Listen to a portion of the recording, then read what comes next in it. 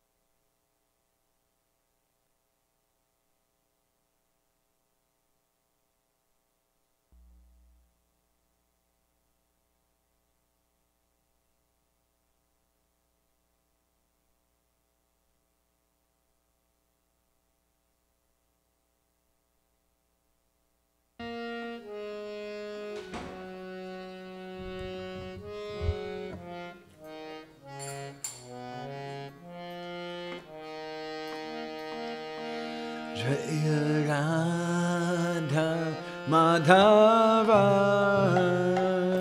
Jaya Kunja Vihari Jaya Radha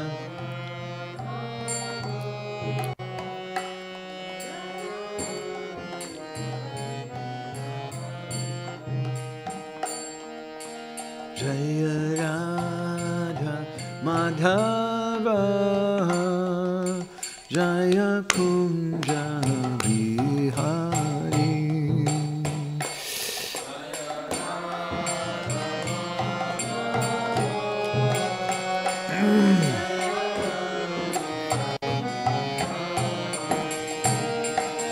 Jaya Gopi Janna Vallabha Jaya Girivaradari Jaya Girivaradari Jaya Gopi Janna Vallabha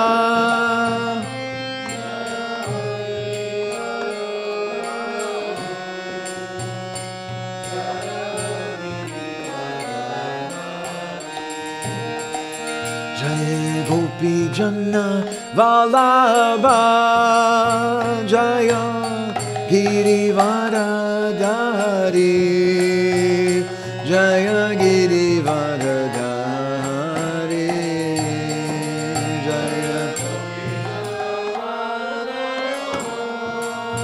Jaya Girivaradari Jaya Giri Jaya Radha Madhava Jaya Kunja Vihari Jaya Radha Madhava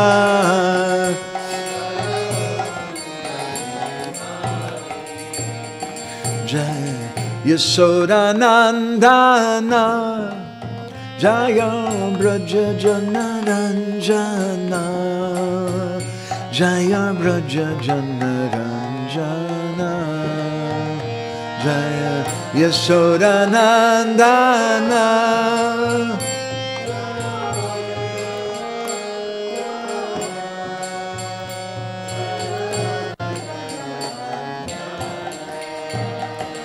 Jaya Yasodanandana Jaya Braja Janaranjana Jaya Braja Janaranjana Jaya Yasodanandana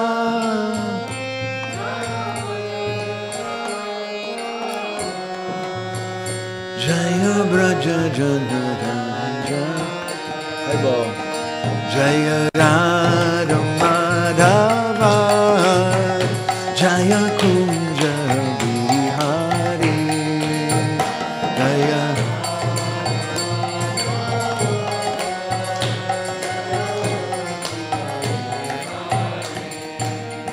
Jaya Jamuna Tiravanachari Jaya Kunja Vihari Jaya Yamuna Tiravanachari Jaya Kunja Vihari Jaya Jamuna Tiravanachari Jaya Kunja Vihari Jamuna Tiravanachari Jaya Kunja Vihari Jaya Radha Madhava Jaya Kunja Vihari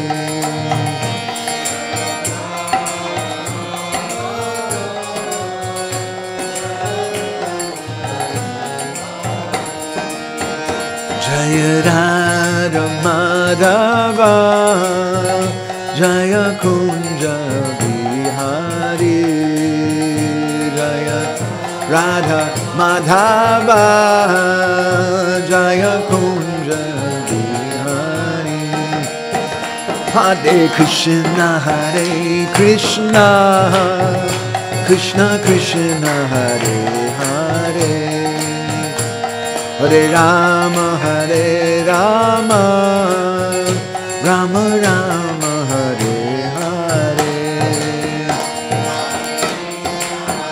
Krishna, Krishna Krishna, Hare Hare, Hare Rama, Hare Rama, Rama Rama, Hare Hare, Hare Krishna, Hare Krishna, Krishna Krishna, Hare Hare, Hare Rama, Hare Rama, Rama Rama, Hare Hare, Hare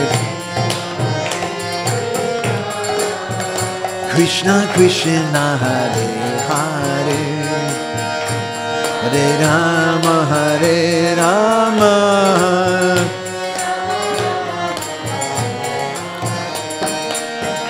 Hare Krishna, Hare Krishna, Krishna Krishna, Hare Hare, Hare Rama, Hare Rama, Rama Rama, Hare Hare.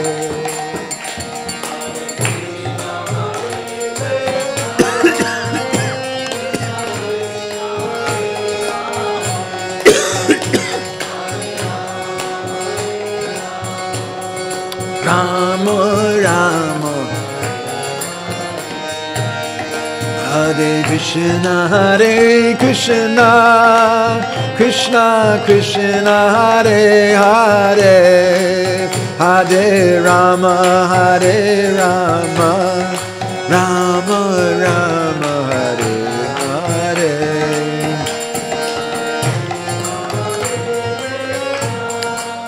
Krishna Krishna, Hare Hare, Hare Rama, Hare Rama, Rama.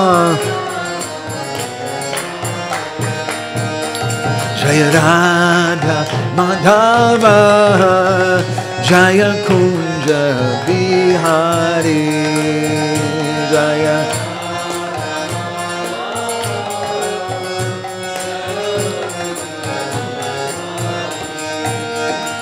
Jaya Radha Madhava, Jaya Kunja Bihari, Jaya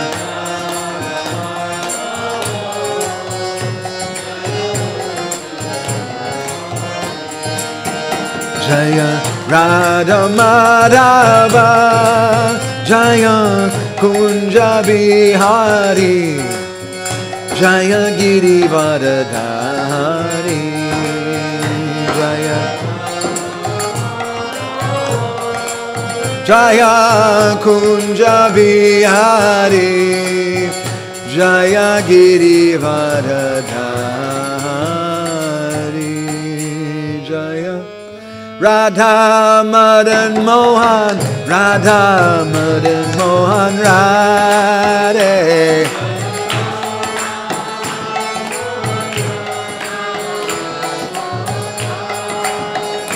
Jaya Radha Madan Mohan, Radha Madan Mohan, Radhe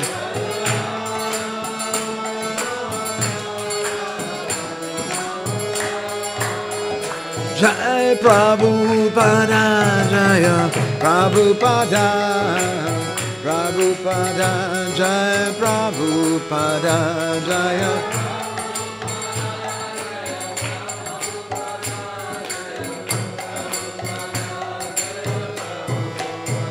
Jai Prabhupada, Jaya Prabhupada, Prabhupada, Jai Prabhupada, Jai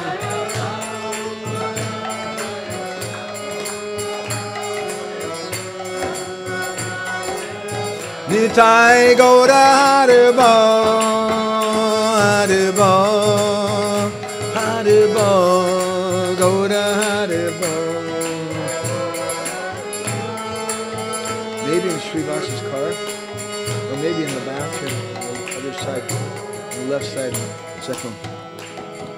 Shri Guru Nitai Gaur Premanande Hari Hari Bol Jai Om Vishnavad Paramahamsa Parivajikacharya Varya Astota Sata Shri Shima His Divine Grace Abhay Charna Rabinda Bhaktivedanta Swami Maharaj Srila Prabhupada Ki Jai Om Vishnavad Paramahamsa Parivajikacharya Varya Astota Sata Shri Shima His Divine Grace Singha Guru Srila Bhakti Siddhanta Saraswati Thakur Prabhupada Ki and then Vaishnava Brinda Ki Namacharya Srila Haridas Thakur Ki Prem Sikoho Shri Krishna Chaitanya Prabhu Nityananda Shri Advaita Gadadhar Shiva Sadi Gaur Bhakta Brinda Ki Shri Shri Radha Krishna Gopa Gopinath Radha Kun Shamakun Giri Govardhana Ki Shri Vrindavan Dham Ki Shri Mayapur Navadvip Dham Ki Shri Purushottam Ketra Vipralamba Ketra Jagannath Puri Dham Ki Shri Madhuja Dasaganaiti Murti Mahabhav Prakash Jagannath Swami Ki Shri Jagannath Shri Baladev Shri Mati Subhadramai Sudarshan Ju Ki Shri Shri Radha Lalita Tota Gopinath Ju Ki Shri Shri Radha Madan Mohan Ju Ki Shri Nrsimha Bhagavan Ki Shri Prem Purushottam Sachinandana Gaura Hari Ki Gaur Premanande Hari Hari Bol.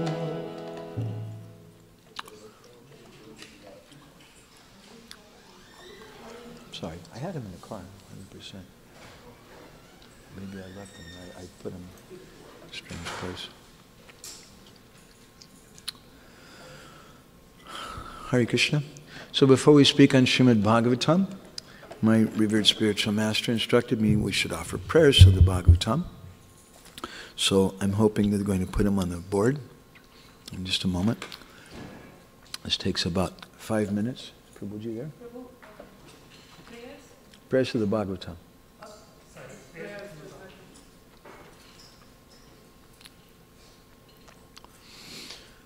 Narayanam namaskrityam naram shaiva narottamam devim saraswatim vyasam tato jayamudirayat vede ramayane shaiva purane bhadate tata adavante chamadye chahari sarvatra giyate mukam karoti vachalam pangum langayate girim Yat kripa tamaham vande Shigurum dinataranam Paramananda madhavam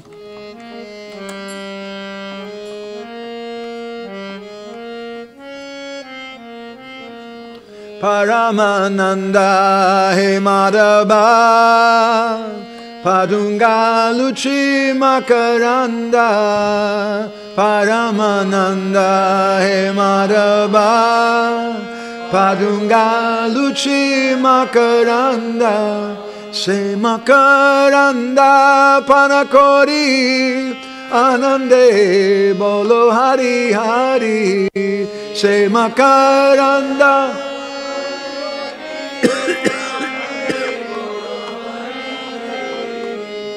Harinkana vandavela Parikoribe chakadola Name vandavela Parikoribe chakadola Se chakadolanga paraye Manamo rahunirantare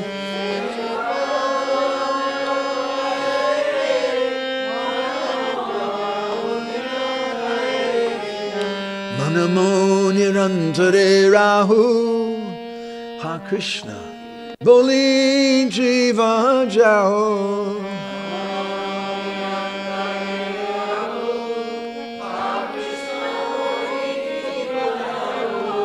Ha Krishna Boli jao jiva Moteu dada rada dava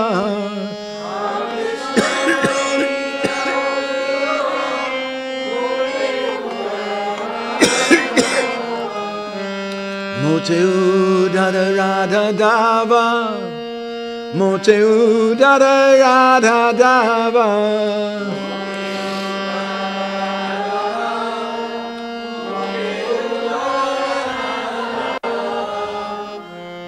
Dharma projita kaita vota paramo nirmatsanam satam Vedyam vastavamatta vastu shivadam tapatrayon mulanam Srimad Bhagavate Mahamune kate kim vaparayishvara Sadyo hridyavarudhyate tukatibishu shushuvistakshana Nigamako pataro galitam phalam Shukamukadamitra dravasamyutam Pibata Bhagavatam Rasamalayam Mohoroho Rasika Bhuvi Bhavuka Anarto Pasamam Sakshad Bhakti Yoga Madhoksaje Lokasya Janato Vidvams Chakre Satvat Samhitam Yasham Vaishyamanayam Krishne Paramapurushe Bhakti Rutpadyate Pumsa Shokamoha Vayapaha Srimad Bhagavatam Puranamamalam Yad Vaishnavanam Priyam Yasmin Paramahamsamekam Amalam Gyanam Padam Giyate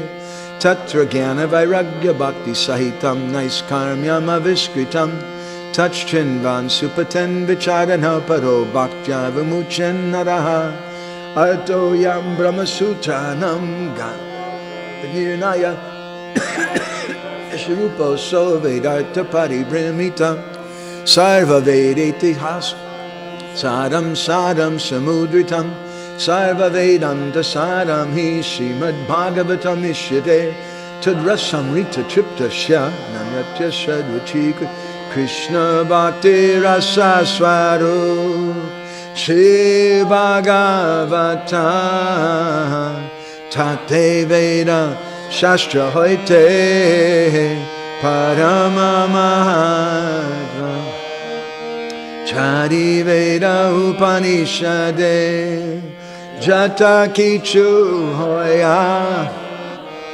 Tara Arta Lana Vyasa Korila Sanchan Jesu Te Jeru Vishaya Vachana Bhagavate Seruk Shloka Nibandana Jivera Nistara Lagi Sutra Koilo Vyasa Mayavari Vashishunile Hoya Sarvana Jaho Bhagavata Pada Vaishnavirastane Ekanda Shayakara Chaitanya Chayane Bhagavata Jaina Mane Sejavana Sama Tada Sasta Achijanme Janme Prabhu Jama Hare Krishna Krishna Krishna Hare Hare Hare Rama Hare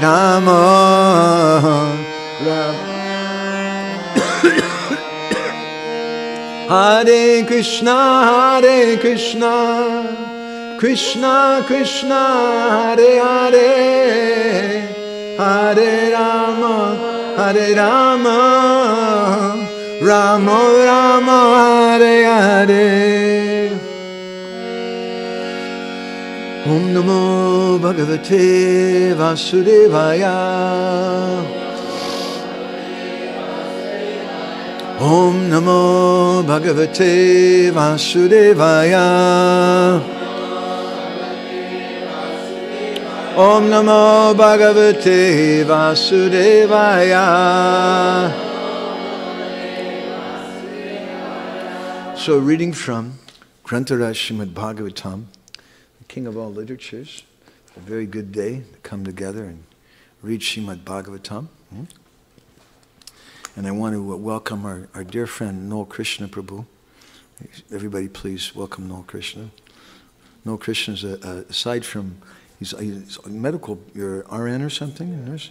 but he's also studying Sanskrit. He's working on getting his PhD.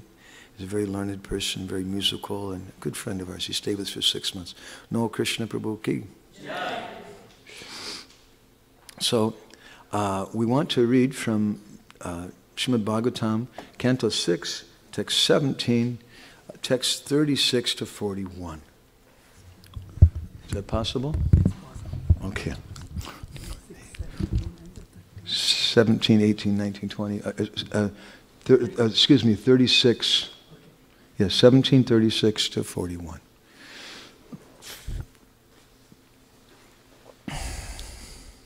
It's really good, the Vedic practice of Swadhyaya. It's not exactly the same as reading. What is the word for reading? Pat, yeah. We have some reading, that's nice, that's good. But Swadhyaya is also very special to recite shlokas every day. It's very good for the mind and for the heart. So, we're reading from this chapter we're trying to finish now. Chapter 17, 6th canto, text number 36. Let's all recite together. Shri Shukuvacha iti Shrutva Bhagavata Shivashyo ma bibhishitam Babhuva Santa Dhirajan Devi Vigata Vishmaya. Sri Sukadeva Goswami said, O king, after hearing a speech by her husband, the goddess Uma, the wife of Lord Shiva, gave up her astonishment at the behavior of King Chitraketu and became steady in intelligence. Text number 37. Iti bhagavato debya pratisaptum alantama murdna sa jagrihe sapam etavat sadhu lakshanam. The great devotee, Chitraketu, was so powerful, and he was quite competent to curse Mother Parvati in retaliation. But instead of doing so, he very humbly accepted the curse and bowed his head before Lord Shiva and his wife. This is very much to be appreciated as the standard behavior of a Vaishnav. Very nice. Text 38. Yagye tvashtur dakshinagno danavim yonamashrita vritya itya vivikkato jnana vijnana samyuta. Being cursed by Mother Durga, Bhavani, the wife of Lord Shiva, that same Chitraketu accepted birth in a demoniac species of life. Although still fully equipped with transcendental knowledge and practical application of that knowledge in life, he appeared as a demon at the fire sacrifice performed by Tvashta, and thus he became famous as Vritrasura. Text 39.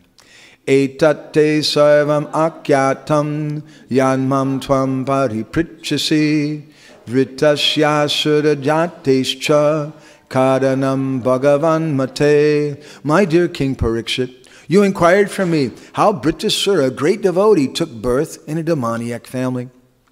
Thus, I've tried to explain to you everything about this. Text 40.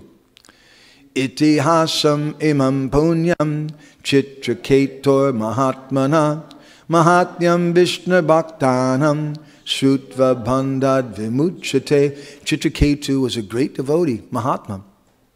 If one hears this history of Chitraketu from a pure devotee, the listener also is freed from the conditional life of material existence.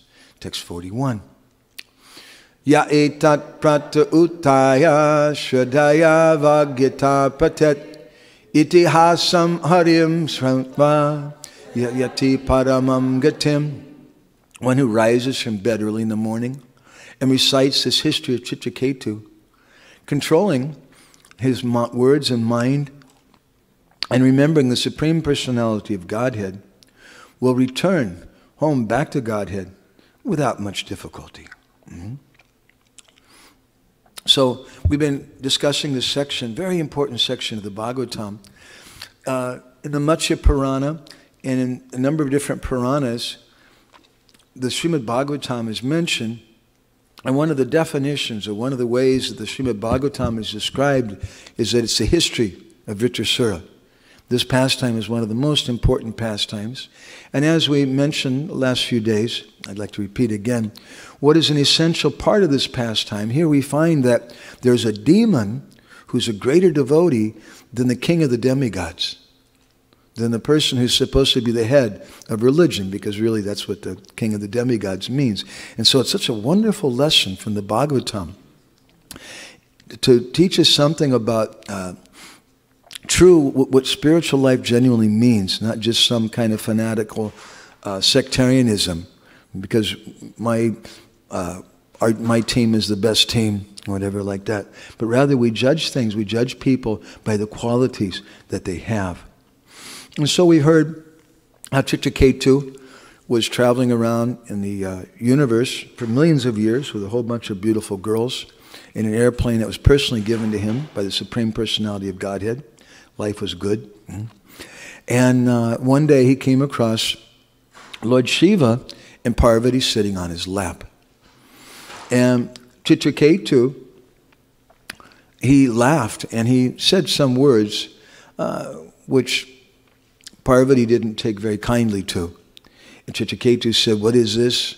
This is supposed to be Yogeshwar, the king of all the yogis, and here he is with this woman on his lap."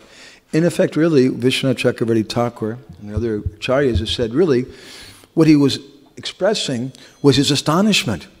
Lord Shiva is such an amazing person. He didn't at all mean it as any kind of criticism. Rather, he was just astonished.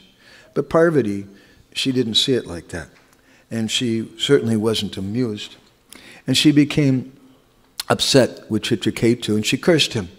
And Chitraketu, he bowed his head and said, "Thank you, mother." Actually, it says that he stepped off of his airplane. I like that point.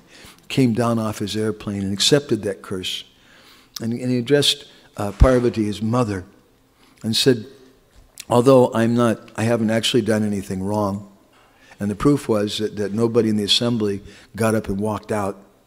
Lord Shiva himself wasn't disturbed. Chitraketu told her, "Although I haven't done anything wrong, still, if it makes you feel better, to curse me, then that's good. I accept that, because whatever the Lord sends, it's fine." And Parvati was completely astonished. And then Lord Shiva, he began to preach to her. And he told her a famous verse we recited yesterday. You remember? Narayana parasarve nakutaschana bibyati swagabhavarga narkeshu apitulyat darshanaha. That for someone who's Narayana parasarve, who's always surrendered to Lord Narayan, apitulyat darshana, they see equally liberation, the material existence, hellish planets, heavenly planets, everything's equal to them because they're absorbed in Krishna. So we read up until text number 35 yesterday, and I'd like to read something from that verse again, and this time a little something. I'll just read something from the translation. The magnanimous Chitraketu is a dear devotee of the Lord. This is Lord Shiva speaking to Parvati. He's a dear devotee of the Lord. He's equal to all living entities, and he's free from attachment and hatred. Similarly, I'm also dear to Lord Narayan. Therefore, no one should be astonished to see the activities of the most exalted devotees of Narayan, for they are free from attachment and envy. They are always peaceful, and they're equal to everyone.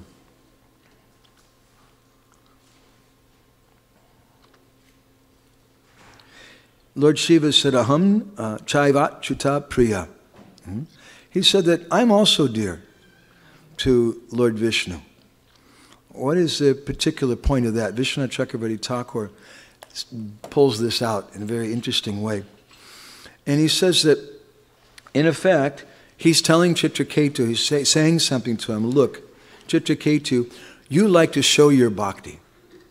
And although you're attached to all these beautiful girls you're with and things, you like to show that you're a great devotee. You ride in the airplane given by Lord Narayan, and you like to show how much you're a great devotee. He said, but you're deceptive. He said, I also show myself to be controlled by women, and I also act in a deceptive way. But there's a difference between how we behave. You show your bhakti to everyone, and I hide my bhakti from everyone. Vishwanath Chakravarti Thakur makes this point. And this is also a very, very beautiful point. In the Hari Bhakti Vilas, Sanatana Goswami quotes Samoyan Tantra, where he says that Gopiyat Nija Ishtam, you should hide your Ishtadev. Gopayad Nijamalakam. You should hide your japamala, your process of chanting. Gopayad Gurumatmana. You should hide your Gurudev. Don't advertise. It doesn't mean that you deny your Guru, but it means you don't advertise that with everyone. You don't go everywhere, I'm a disciple of such and such. And people will look, if I did like that, then people would say, my God, what kind of spiritual master is that? And he has such disciples. We should be very humble. Rather, we should, by our own good behavior, we should behave in such a nice way that people will say, wow, who are they initiated by? And that way, we advertise our Guru, not advertising his name and the initiation that we got, which is really all about me, but rather we advertise what he gave me. And he never told me that he appointed me as his representative or anything like that. So this is a very important point. This is also we see in the pastime of Raghunath Das Goswami, Sri Chaitanya Mahaprabhu told him, don't be a madman. He said, Anta Nisha Bahya Vyavahar. He said, you do two things. On the inside, you be fixed. And on the outside, you act like you're controlled by your wife and by your family. My Guru Maharaj commented on this. He said that in the brahmachari, vanaprastha, and sannyas ashram, there's no question of duplicity. And whatever's on the inside has to be the same as on the outside. He said, but for grihastas, especially for grihasta men, there's some allowance for duplicity. Because otherwise, if you show your detachment on the outside, then there's going to be havoc in your family life. Everyone will become very, very disturbed. So we should keep our renunciation on the inside, but show our attachment on the outside. I like to tell grihasta men, it's part of your service. Just as a brahmachari, he's taking shelter of an ashram. Ashraya means shelter. An ashram is a place of shelter. If he's living here in the ashram and there's a leak in the roof, he has to fix the leak. Otherwise, it'll disturb his bhajan, the water falling on his head. So similarly, if you're a grihasta, you have to protect your ashram. Otherwise, it's going to disturb your bhajan. So there's two things every grihasta man should do on a daily basis to protect their ashram. This is very important. Men, please listen. Every day you should tell your wife two things. One, I love you. And number two, you have to tell her, you're beautiful. It's very important. We'll explain that. Because the thing is, if you don't tell her that, someone else might tell her that. And then there's going to be a big disturbance in your ashram, right? Now you know, she knows I'm not my body, I'm just a bag of stool and urine and fleas and whatever nasty things. But ladies like to hear that. And why else would someone get married unless they want to hear that? So it's part of protecting your ashram to speak like that to them. So there's a story that we've heard that on one occasion there was one man who had some sickness and he was coughing up blood.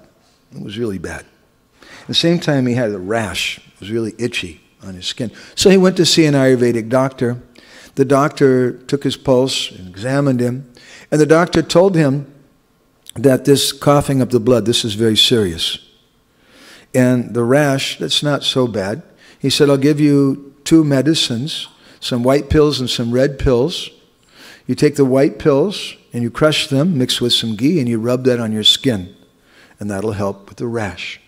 And the red pills you take after a meal with some hot water, and that'll help you with this cough, which is a very serious thing. So you remember, the white pills are for the outside and the red pills are for the inside. And so this fellow wasn't so bright. He walked away saying, yeah, white for the inside, white. And he got a little confused. White's for the inside, red's for the... Anyway, when he got back, he did just the opposite. And he took the red pills and he ground them up and mixed them with ghee and he rubbed it on his skin. And the white pills he took with hot water, and it has a very sad ending because a few days later he died. The story is an allegory that those white pills, that represents our external material life. And we wear that on the outside. The red represents a renunciation. That we should keep on the inside.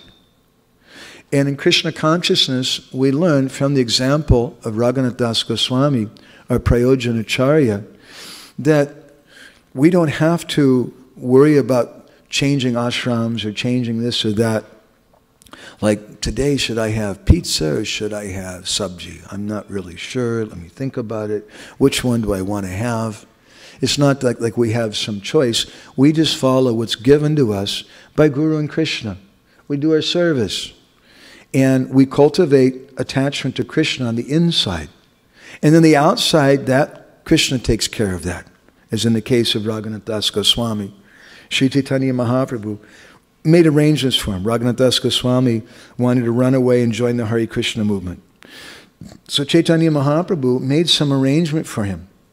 Because what was on the inside of his heart, that manifested on the outside. Whereas if we do it just the opposite, right? On the outside, we have Paka Tilak and nice Kunti Mala, and we wear dhoti every day and shave our head and everything. But on the inside, there's a bad smell. We have so much material attachment. Whatever's on the inside, that's going to come out sooner or later. What's on the inside will come out. So we cultivate bhakti, we cultivate service to Guru and Krishna. And then everything else comes in an automatic way. In the 36th verse of this chapter, here's a nice purport. Srila Prabhupada describes that, the text says what? That Uma, she was very astonished to hear all this from Lord Shiva and to see how detached Chitraketu was. And then Prabhupada in his purport, quoting Vishwanath Chakravarti Thakur, he says that when Parvati remembered her behavior in cursing Chitraketu, she became very ashamed and she covered her face with the skirt of her sari, admitting that she was wrong in cursing Chitraketu. This is a behavior of a high-class person. A low-class person will never accept that they did anything wrong. And if you somehow can prove to them that, well, what you said is actually wrong, and then just say, I didn't say that. I didn't say that. Because it is so very, very attached. But a high-class person, they have some humility and some shame. So Parvati's teaching us that. She covered her head. In the 37th verse it describes, Iti bhagavato devya pratisaptum malantama murdnasa jagrihe sapam etavat sadulakshanam. Sadulakshanam.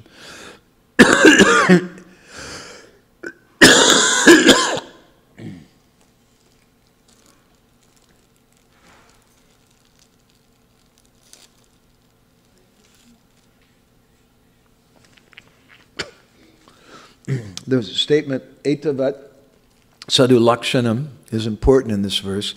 This is the behavior of a Vaishnav. Etavat sadulakshanam. This is the qualities of a devotee.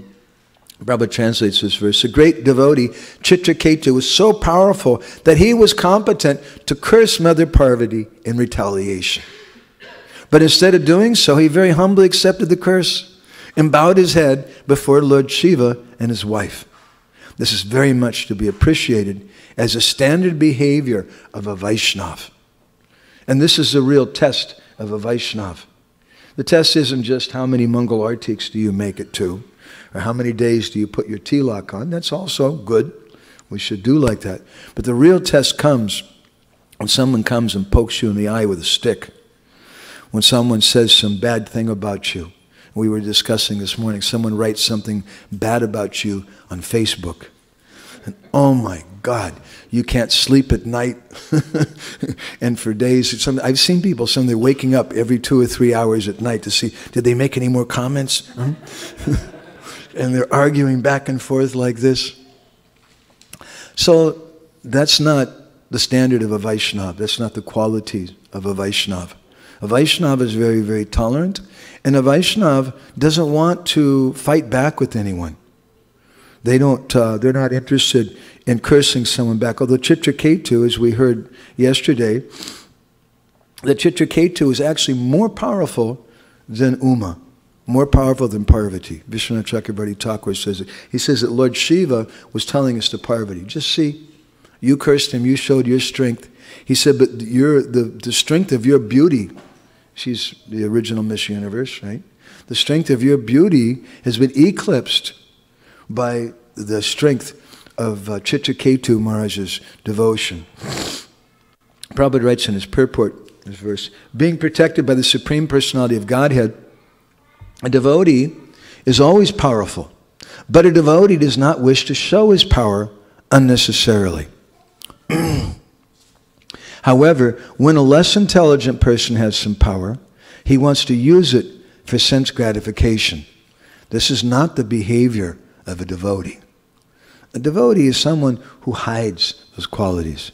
And therefore we say that Vaishnavanam Yata Shambhu, that Lord Shiva, he's the greatest devotee because he doesn't seem like a devotee at all. He seems like some strange kind of guy. I mean, we were speaking yesterday how Bhrigu Muni, his brother, told him, stay away from me, please don't touch me. You need a bath. You've got ashes from dead bodies all over your body. You've got snakes, cobras, and scorpions and different things all over your body. You've got bones around your neck and skulls. Would you like to hug someone like that? No. But actually, Lord Shiva is the greatest devotee. And those snakes, that's Anantasesh, our acharyas have described. And the ashes that he smears on his body, those are the ashes from the dead bodies of great Vaishnavas. He's such an exalted person, he doesn't hesitate to take the ashes of some exalted person and smear them all over his body. And similarly, the bones and skulls that he keeps on his body are also from some different great Vaishnavas. Lord Shiva is such an exalted personality, but he doesn't look like it. In the Padma Purana, there's a discussion between Parvati and Lord Shiva, and Lord Shiva is telling her that you should watch out, stay away from demons. And Parvati said, okay, how do I understand who's a demon? Lord Shiva said, well, you can see by the way they dress. She said, what's that? He said, well, they wear animal skins, and they have bones they put around their body, and they wear 3 lines across their forehead. And Parvati's listening to all that. And in a very humble, sweet way, she says, my dear husband, that's the way you dress. How do I understand that? And so then Lord Shiva begins to explain to her the section which we know from Chaitanya Charitamrita. You may know this verse, Mayavadam Ashachastram Prachanam Bodhamuchate, which is spoken by Lord Shiva to Parvati. He said that in the age of Kali, I come and I speak covered Buddhism. I come as Shankaracharya. And so he explained to her a very interesting pastime. I'm getting a little sidetracked now. I don't want to get too far into this. We printed this in one of our magazines about Lord Shiva. That he said that Lord Vishnu one day, he called for Lord Shiva and he said, Shiva, there's a problem. Lord Shiva said, what's the problem? He said, the problem is that the demons are practicing bhakti. Lord Shiva said, that's a problem? I said, yes, it's a big problem. I remember when I read it, I thought, uh-oh, I'm a demon, and I'm practicing bhakti, I'm trying. How is this? So Lord Vishnu explained to him, because if the demons practice bhakti for the sake of getting money, for the sake of getting some beautiful woman, for the sake of getting some material power, because you can get all of those things by practicing bhakti, if the demons are doing like that, then people are going to criticize the Vaishnavas. People will minimize bhakti. So we need to do something to uphold this prestige of bhakti. My revered spiritual master, he told us once, he said, we should work to help uphold the prestige of Prabhupada's mission. He said the best way to do that is to have nice Krishna Katha and nice Vaishnava dealings. We should work to uphold the prestige of the Vaishnavas and of bhakti. So he told Lord Shiva, he said, I have a job for you. And Lord Shiva said, yes, boss, what do you want me to do? He said, well, I want you to go around and preach atheism. I want you to bewilder all the demoniac persons and get them to follow you and do all kinds of crazy, weird stuff and take them away from bhakti. Lord Shiva said, I got it, boss. And he didn't hesitate He just started doing that. And he mentions in that section, very interestingly, he said that he told Parvati, he said, you may wonder how it is that I could maintain my purity. You may think it's hard going to the office, going to the work, and maintaining our purity when all these people, they don't have tilak on, they're not vegetarians at school. Is everybody a vegetarian at school? Yes? They're all vegetarians at school? No. Oh, you're homeschooling. So everybody at school is a vegetarian, right? They're also devotees. That's very good. You go to good. What about you two? Everybody's a vegetarian in your school, Gita? No. Do they do kirtan during recess together? No, you should start them. Tell them to do like that. Be like Prahlad Maharaj. So we think sometimes it's really tough for us to go to the job, to go to school. Gita Priya has a hard life. And associate with all these non-devotees in that. But think of what Lord Shiva, what it's like for him. Because we feel that if I have to go to school and associate with these people, I have to go to the job and associate with all these non-devotees, I'm going to become contaminated. We become afraid of that, isn't it? We're afraid. I'm going to become contaminated. I'm going to forget about Krishna. I may fall down. What to speak of Lord Shiva? He puts on Tripundra and some skulls and ashes all over his body and starts speaking Mayavad philosophy to everyone. So he explained to Parvati how he maintains his purity. And the answer is the same thing we mentioned before. Antarnishta bahir vyavahar. On the outside, I do one thing. But on the inside, he said, I'm always chanting Vishnu Sahasranam. And because I'm always chanting Vishnu Sahasranam, I maintain my purity. And all these other things that I'm doing, it doesn't affect me. So, Srila Prabhupada, he says that a devotee is always powerful, but he doesn't want to show his power. That's a very, very wonderful thing. Most people in this world, they want to show whatever little power they have. In fact, most of the time they don't have any power, but they just want to pretend and act like they have something. They want to pretend that they can magically turn on the light outside the house with their hand. When they don't have any magic at all. Do you know anybody who does like that, Gita Priya? No, okay. So, in the 38th verse, there's an interesting comment. Prabhupada writes in his purport, he says, although Brittasura appeared in a family of demons, it's clearly said that his knowledge of spiritual life still existed. Jnana vijnana samyutta. His spiritual knowledge and his practical application of that knowledge in life were not lost. Therefore it is said that even if a devotee falls down for some reason, he's still not lost. Really, for a devotee, there's no question of fall down. Srila Prabhupada writes in one purport, he says that there's no question of anyone falling down from the spiritual world. I know that's a little controversial, but Prabhupada says this in one purport. There's no question of anyone falling down. And he says when someone does fall down, they come like Jai and Vijay do. And they appear as Hiranyaksha or Hiranyakashipu. They come for some purpose to serve the Lord. So Prabhupada's making a similar point here. And there's no question of a devotee falling down. There's no question of a devotee losing his spiritual knowledge. Prabhupada writes, once one is advanced in devotional service, his spiritual assets are never lost under any circumstances. Whatever spiritual advancement he's achieved continues.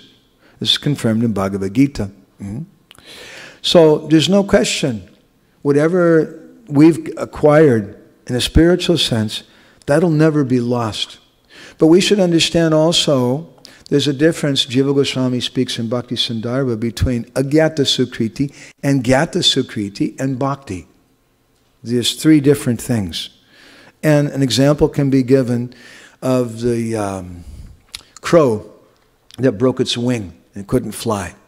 And a dog started chasing it, and the crow couldn't fly, and the dog's coming after. He's got a big problem. So the crow started running, and the crow ran around the temple, and the dog ran after him. And finally the dog caught the crow, and we don't want to tell that part of the story, but the crow left his body. But because the crow was circumambulating the temple, he went to a place called Prapanchika Vaikunta, which is a Vaikunta planet in the material universe, and he stayed there for 100 years or so with Lord Vishnu But he couldn't go to the spiritual world because he was doing agyata sukriti. Although he was doing some kind of spiritual life, and therefore on the basis of that, he got this association with the Lord in prapanchika Vaikuntha, because it wasn't intentional, and because he didn't have devotion, how can he go to the spiritual world? It was just an accident that this happened to this crow, but a very fortunate accident, agyata sukriti. And because of that association, then in prapanchika Vaikuntha for 100 years or so with Lord Vishnu, that former cat took birth again, and this birth became a king. But he was Jatasmara. He could remember his previous birth. And he was very, very attached to circumambulating temples in his next life. But that activity was different than the activity of the crow. Because as the crow, that activity was agyata sukriti, some unknowing benefit. But as a king, it was gyata sukriti, some knowing benefit. He understood what he was doing and why he was doing it. And that gyata sukriti leads to bhakti. And therefore the Puranas describe that when that king left his body, after doing that gyata sukriti, then paramam padam, he achieved that topmost abode from which no one falls down. So Prabhupada confirms this again and again, that for a devotee, there's no question of them falling down. Then there's an interesting statement in the 40th verse of this chapter, Itihasamimam punyam chitraketur mahatmana mahatyam vishnu bhaktanam shrutva bandad vimuchate. The word Vishnu bhaktanam, Prabhupada translates from the devotees of Vishnu. It doesn't say they were Mahatmas, it doesn't say they were Sudha Bhaktas, it just says Vishnu bhaktanam. Of course, Bhaktivinoda Thakur notes that if you ask someone for water, it means pure water. If you ask, please can you give me a glass of water? Well, sure. And you go out in the ditch and fill up their cup. Here you go, there's some water. That's not what I wanted. But you just said, give me some water. No. When I ask for water, it means pure water. So similarly, Vishnu Bhakta means a pure devotee. Prabhupada translates this. He says that if one hears this history of Chitraketu from a pure devotee, the listener is also freed from the conditional life of material existence. And in his purport, Prabhupada writes, about halfway through the purport, he says, anything about devotional service or the characteristics of the Lord and his devotees must be heard from a devotee, not from a professional reciter.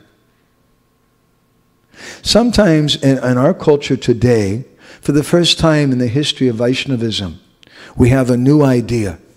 I don't need a guru. I'll just read the book. That was never a dilemma prior to this age of Kali. There's a famous story, who was it? Quresh, one of the disciples of Ramanuja, who's a very, very learned devotee, very amazing devotee, very, very elevated. He came to his Guru Maharaj one day and he said, Guru Maharaj, could you please explain to me the Charama Shloka, most important verse of Srimad Bhagavatam, which is what? Of Bhagavad Gita, Sarva Dharman Parityagya Mamekam Sharanam Braja Tvam Sarva Papebhyo Moksha Yashyami Masucha. These kids are really good. She knows the whole 8th chapter of Bhagavad Gita. That's why she's Gita Priya.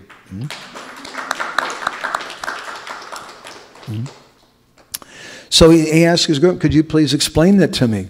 And Ramanuja said, sure, but first you're going to have to, for 5 years, you're going to have to go and beg alms and live a very, very austere life, and then you'll be able to understand it. And Quresh, he said, well, Guru Maharaj, that's a long time. I may leave my body. He said, can you just give me something instant, add water and shake? Instant mix, explanation of the verse. And Ramanuja said, well, okay, if for 6 months you don't know where you're going to get your next meal, and you just beg door to door, if you do that for 6 months and you come to me and I'll explain the verse to you. Today we would think, what is the use of all that? I'll just go to Google, right? www.google.com. I'll type that in, and the Google Guru will give me everything. I can answer all my questions. We have no patience. I'm going to wait for 6 months to understand one verse. What's the point of that? I can read the purport. Quresh could also read the purport. There were different commentaries on the Gita. He could read all of those, but it's not the same. It's described in Chaitanya Charitamrita by Lord Shiva.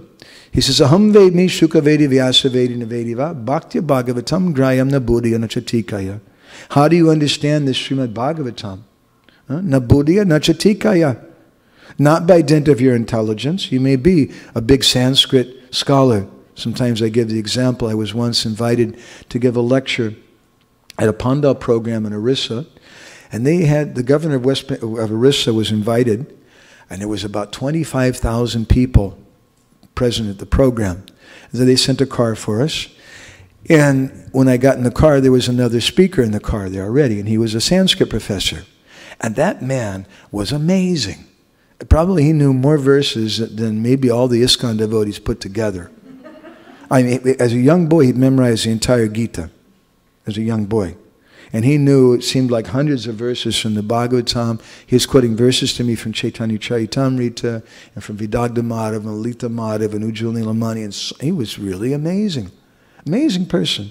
And as we were going in the car, he started revealing some very esoteric things to me. He actually told me, he said that actually eating fish is very good. It's good for the brain. And he was also very attached to smoking cigarettes and that. So what's the value of that person? Just like we were reading, and Prabhuji gave me this book. Who's the scholar's name? Do you remember? A book on Vidagdha Madhav. Yes, Donna Wolf. You would be interested in this. She wrote a very nice scholarly presentation, did her thesis on art and poetry, drama, and Rupa Goswami's Vidagdha Madhav. And a very nice presentation. I was delighted looking in the acknowledgments in the front of the book that I either knew personally or knew of half of the people that she went to, different scholars and sadhu Vaishnavas. And she gave a list of bibliography of the books that she'd gone through, and I also was very familiar with the particular edition and the publisher of many of them. She really had some good sources. But when I'm reading through, and she said something about the 6 Goswamis, and there's a footnote, endnote. So I go to the endnote, and she gives a definition for Goswami. He said a Goswami is someone who owns a lot of cows, is in control of a lot of cows. Right? That's very sweet, isn't it? He's a Swami of the cows. Linguistically, it's correct.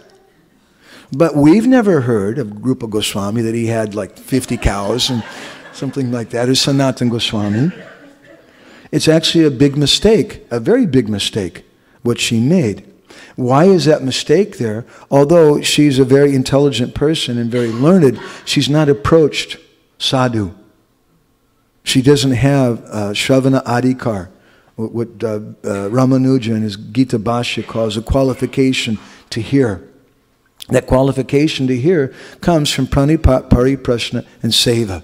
Those 3 things. We should submit ourselves, inquire submissively, and render service to both the message and the speaker of the message. Then we can understand it. So Srila Prabhupada indicates that here. He says anything about devotional service or the characteristics of the Lord and His devotees must be heard from a devotee, not from a professional reciter. And what to speak of reading the book, even if you hear the book from a professional reciter, it's not the same. This is advised herein. Sri Chaitanya Mahaprabhu's secretary also advised that one learn the history of Srimad Bhagavatam from a devotee, Jahu Bhagavata Pada Vaishnavera Stani. One should not hear the statements of Srimad Bhagavatam from professional reciters, or else they will not be effective. Jiva Goswami speaks about this in Bhakti Sandarbha. There's a whole science of hearing. It's a very, very deep thing. He says that in the beginning, it's kind of like Kitri.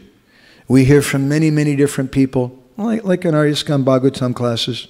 In the Gita class in the evening, everybody takes their turn. We heard from Nittai the other day, very nice class. We hear from so many different devotees, and that's good. It's a nice thing. But he says, but after some time, we'll come in contact with some Vaishnav who the way they speak, oh, I really like it. And we want to be Anubhav. We want to follow in the mood of that Vaishnav. We're not just wanting to collect some information. Wow, that guy's really got all the verses and got all the information. I'm going to take a lot of notes and collect a lot of stuff. But we like the mood of that particular person. And Jiva Goswami says that generally that person becomes our guru. And we start hearing more from that person. It doesn't mean that now we don't hear from anybody else. Srila Prabhupada wanted devotees, wanted a community spirit. He wanted to create a community in our ISKCON society based around Srimad Bhagavatam, based around so many different devotees coming together and speaking, hearing Srimad Bhagavatam. So that should be there. But at the same time, we're not impersonalists. It's not just, if somebody says, if you ask somebody, well, who's your best friend? If I ask you, who's your best friend? Krishna. Wow, that's quick. You're pretty close with him, huh?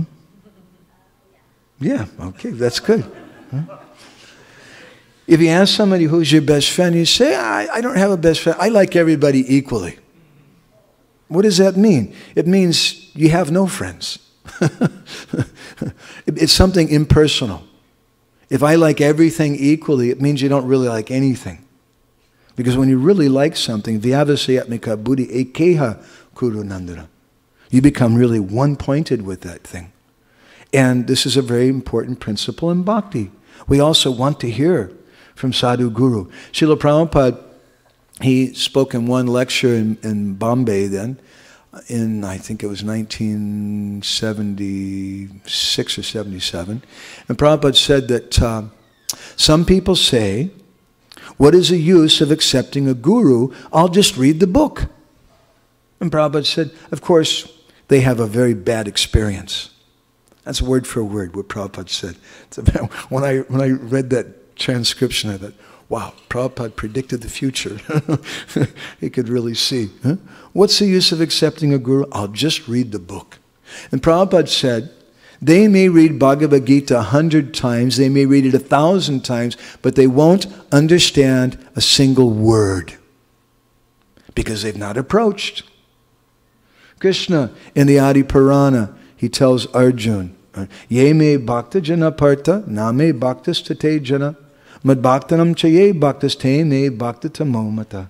That person who says he's my devotee, that person who says that Krishna is my best friend, Krishna says, I don't know who he is. He's not talking about you. But that person who's a devotee of my devotee, he's my real devotee. And this is how we approach Krishna. This is how we approach Krishna directly. We put our Gurudev in front of us. We don't just go and, yo, Krishna, how's it going? Yo, dude, let me shake your hand, you know. And good job with them gopis you done, you know. And what do we put our Gurudev in front. We're such coarse animals. We don't know how to go to Krishna. And so, Atashri Krishna Namadi Nabhavegrayam Indriyai. Krishna's in his form. Krishna's also in his name. He's in Shastra. We can't directly approach him. Therefore, Sevanmukhi Jiva Do. Sevanmukhi, we have to render service. We serve the holy name. We serve Gurudev. Tate Krishna Bhaji Kori Guru Sevan. Our Guru Seva is our Krishna Bhajan. My Krishna Bhajan is my Guru Seva. Not that I'm so powerful, I'm chanting japa very intently. And Krishna's dancing in the Ras Leela with the gopis, and all of a sudden he stops. And Radharani says, what is it? Madhavananda is chanting japa. I have to, no, it doesn't work like that. We're not so powerful, but we're doing this as a service for Gurudev. And Gurudev may hear that. And if Gurudev is pleased with our Nam Bhajan, with our chanting, he has good connections. And this is our parampara system. He'll take us to that right person. So Jiva Goswami, he says, in general about this, there's two types of speakers. There's a Sarag Vakta and the Nirag Vakta. A speaker who's Sarag, who has attachment to material things. And a speaker who's Nirag, he has no material attachment. And Jiva Goswami says the words of the Sarag Vakta, they don't penetrate the heart. They just give us a headache. trying to remember all those things that he said. But the words of the Niragvakta, that penetrates our heart. And that is a kind of katha that we hear from Gurudev. So then we may say, well, if we pass a rule here in the temple, only from now on, only Niragvaktas can speak Bhagavatam class. Only Srivas Prabhu can give class. Right? And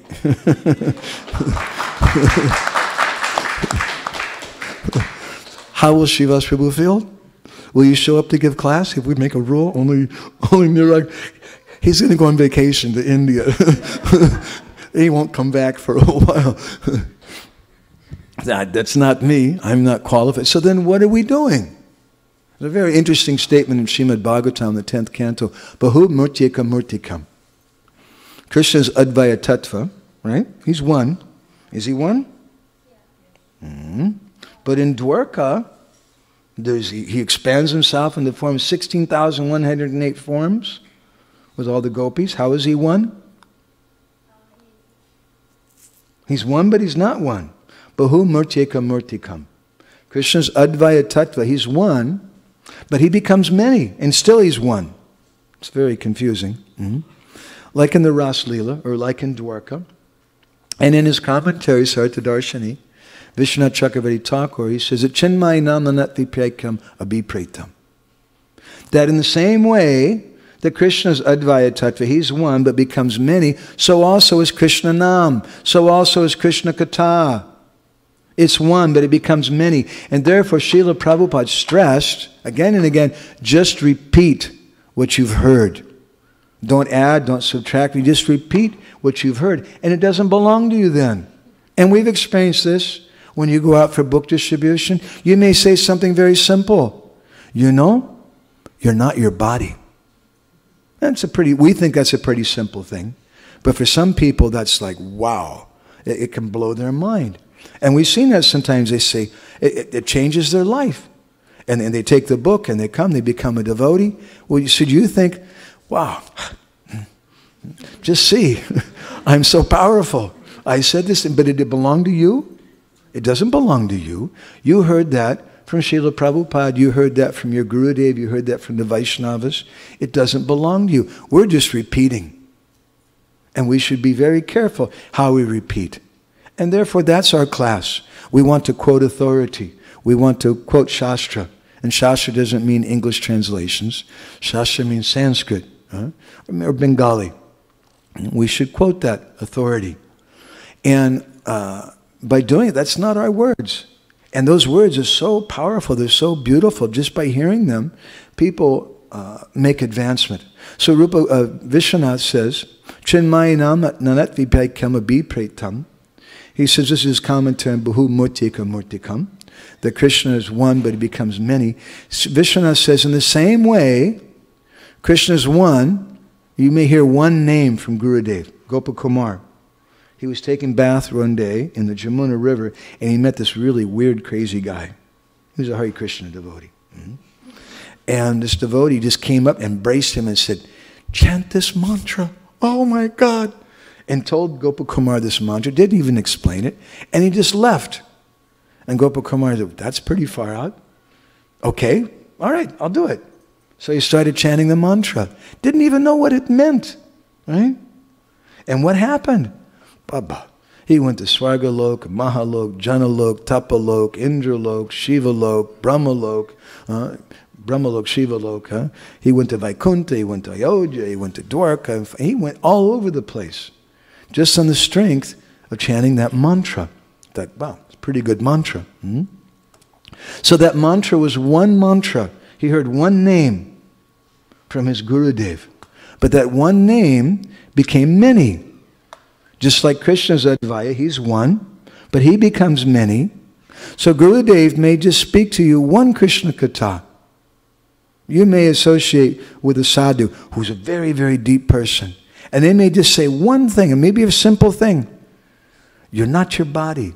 The environment is always friendly. He may say one simple thing, but because his words are so realized, it pierces the heart, and it'll change your life.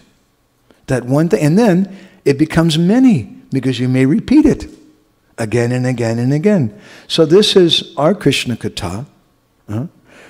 What is it? Third canto Srimad Bhagavatam, Kapila Dev. Satam prasangam mamavirya samvido bhavanti ritkarna risayana katha.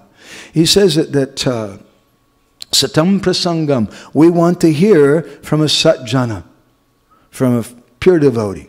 But another meaning of that phrase is that we want to hear pure katha, something that's not changed. And therefore we have an obligation. My Guru Maharaj used to say that Sadhu Guru, he speaks Sabda Brahma. That's the function of Sadhu Guru. It's realized. Brahmani, what is it? Upasamashrayam? 11th canto of the Bhagavatam. I should know that one. Anyway, so what is it? Anyway, it's not coming to my mind.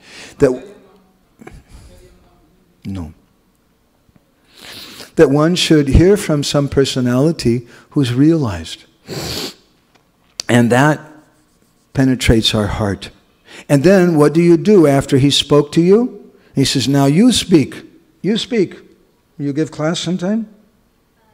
Yes, okay, maybe I'll come. Maybe they'll... Shabde parichanishnatam brahmanupashamashrayam. Thank you. Shabde parichanishnatam. Brahmanupashamashrayam. Shabde parichanishnatam. They're fixed in sound, in shabde. And it's realized sound. Right? It's not a theoretical thing for them. They're actually seeing abhinat phenomenamino, how Krishna is non-different from his name. They've realized that. And when we hear from that person, what does that person tell us to do? Now you speak. But what do we speak? We just repeat what we've heard. And that kirtan of the disciple, my Guru Maharaj used to say, that's another meaning of shravan. It's another type of hearing. Our kirtan is another type of shravan, another type of hearing. Because I'm just repeating what I've heard. And I'm speaking it for my benefit.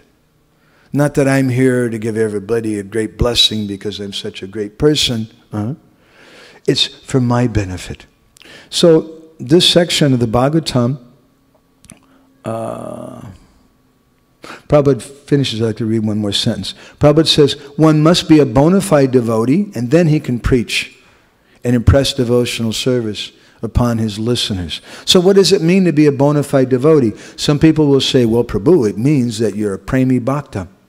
Okay, I would accept that. That's definitely a bona fide speaker. And that's definitely our goal. That's really what we want. But another meaning is that someone is a bona fide devotee who's attached to his Gurudev and just wants to do service for Gurudev. And maybe they have no qualification themselves to speak, but Gurudev has told them, and that's their qualification. Teni Brahma Hridaya Adhikave Muyanti Asurya. Lord Brahma received instruction in the heart from Krishna. And along with that instruction, he told him, you create everything. Along with that instruction came the power to do it. When we get some instruction from Gurudev, also comes the power to execute that. But we should remember what our position is. We should remember where we came from. And there's different perspectives of seeing this pastime, understanding this pastime of Chitraketu, as we mentioned yesterday. In one place, Srila Prabhupada and our acharyas say that Chitraketu was proud. And because of that, he criticized Lord Shiva. And other places it says that he was just amazed at Lord Shiva and he wasn't criticizing him at all. So the question came yesterday, which one of those is correct? Well, both of them are correct. It depends on the angle of vision that we're looking at it from. So we should understand that we have some position, like Chitraketu. We've heard from Sadhu Guru. Chitraketu, as we mentioned, he got mantra from Narad Muni, and in 1 week, by the strength of that mantra, he saw the Lord. We've also gotten mantra from Gurudev. We have some strength of something. But we should learn from this pastime to be very careful and not become impudent, as we were speaking about yesterday, and how Indra became impudent. We should not become impudent, but we should always remember where we came from. our fallen position. And we understand from this section of the Bhagavatam also, there's a few verses before, where Parvati goes on for 3 or 4 verses telling her husband that, who does this guy think he is? He thinks he's better than Lord Brahma, he thinks he's better than the 4 Kumaras, thinks he's better than all the Sapta Rishis, all of whom give so much respect to you and give respect to me. This guy somehow now he's gone above all of them. We should be very, very careful. So this chapter finishes with text 41. Ya etat prata utaya shridayavag yata patet itihasam harim smitva sayati paramam gatim. One who rises from bed early in the morning and recites this history of Chitraketu, controlling his words and mind, and remembering the Supreme Personality of Godhead, will return home back to Godhead without difficulty. So, thus end the Bhaktivedanta Purports of the 6th canto, 17th chapter of the Srimad Bhagavatam, entitled Mother Parvati Curses Chitraketu. So we did it. We finished one chapter of the Srimad Bhagavatam, studying on this. So I'd like to now try to say a few things that are in connection with this pastime, things which remind us. The Bhagavatam itself describes it, Anvaya Vyatirekabhyam Yat Syat Sarvatra Sarvada. If you want to understand Srimad Bhagavatam, this is one of the chapter shloki verses of the Bhagavatam, you should do so Anvaya Vyatirekabhyam in 2 different ways, either directly and indirectly. We should look at it from different angles of vision, as we were just mentioning. And so this pastime has a lot of very important significance for us, because Chitraketu, he didn't have any animosity. He was just being simple. In fact, he was trying to glorify Lord Shiva. Wow, it's amazing. Just see how detached he is. He's sitting with Miss Universe on his lap, with all these sadhu rishis around him, and he's completely detached. What an amazing thing. That was, in effect, his intention. But what was heard by Parvati was something else. So this teaches us this principle we mentioned yesterday, before you take prasadam in a Gaudiya Math temple or in some Goswami temple, Tota Gopinath temple, they always say at the beginning, Sadhu Sabadan. My dear devotees, be careful. Be careful how we deal with other devotees. In the Bhakti Ratnakar, Narahari Chakravarti Thakur, he tells us, Bhaktastane Sabadana Habe Sarva Mate Jaina Kona Okashola Nahi Tanra Chiti Bolo Hare Krishna Hare Krishna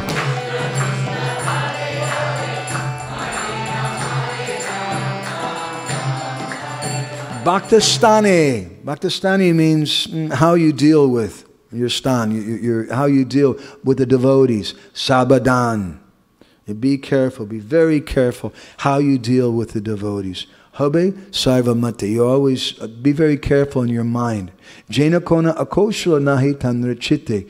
Don't ever create any ill feelings in the hearts of the devotees. Be very, very careful not to hurt their feelings. Akoshala haile sabahoya andarai prasanga paya kichu kahi he etai bolo Hare Krishna.